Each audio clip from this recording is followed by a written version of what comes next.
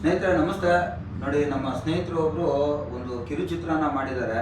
ನಮ್ಮ ಡ್ರೈವರ್ಗಳ ಲೈಫು ಯಾವ ರೀತಿ ಇರುತ್ತೆ, ಆ ಡ್ರೈವರ ಮಹತ್ವ ನಮ್ಮ ರಾಜ್ಯಕ್ಕೆ ಮತ್ತು ನಮ್ಮ ದೇಶಕ್ಕೆ ಯಾವ ರೀತಿ ಇರುತ್ತೆ ಅನ್ನೋದ್ರ ಬಗ್ಗೆ ಒಂದು ಕಿರುಚಿತ್ರ ಮಾಡಿ ಮಿಸ್ಟರ್ ಡ್ರೈವರ್ ಅಂತೇಳಿ ಒಂದು ಕಿರುಚಿತ್ರ ಮಾಡಿದ್ದಾರೆ.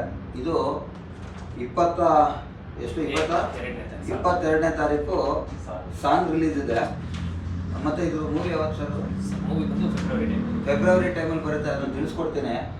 ಅಂದರೆ ನಾವೆಲ್ಲ ಜೀವನ ಮಾಡ್ತಾ ಇದೀವಿ. ಇವತ್ತಿನ ಕಾಲದಲ್ಲಿ ನಾವೇನು ಕಷ್ಟಪಟ್ಟು ಜೀವನ ಮಾಡ್ತಾ ಇದೀವಿ, ನಮ್ಮ ಜೀವನದಲ್ಲಿ ನಡೆಯುವಂಥ ಸತ್ಯ ಘಟನೆಗಳನ್ನು ಆಧರಿಸಿ ಒಬ್ಬ ಡ್ರೈವರ್ ಏನೆಲ್ಲ ನೋವನ್ನು ಅನುಭವಿಸ್ತಾನೆ ಮತ್ತು ಅವನಿಗೆ ಜನಗಳು ಯಾವ ರೀತಿ ಮರ್ಯಾದೆ ಕೊಡಬೇಕು ಅನ್ನೋದ್ರ ಬಗ್ಗೆ ಒಂದು ಸಣ್ಣದಾಗಿ ಪ್ರಯತ್ನ ಮಾಡಿದ್ದಾರೆ.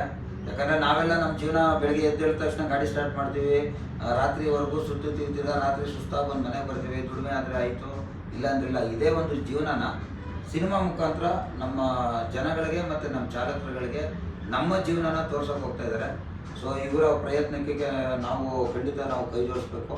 ನಾವು ಡ್ರೈವರ್ಗಳಾದಂಥವ್ರು ಖಂಡಿತ ಇವರು ಚಾನಲ್ ಏನಿದೆ, ಯಾವುದು ಸರ್?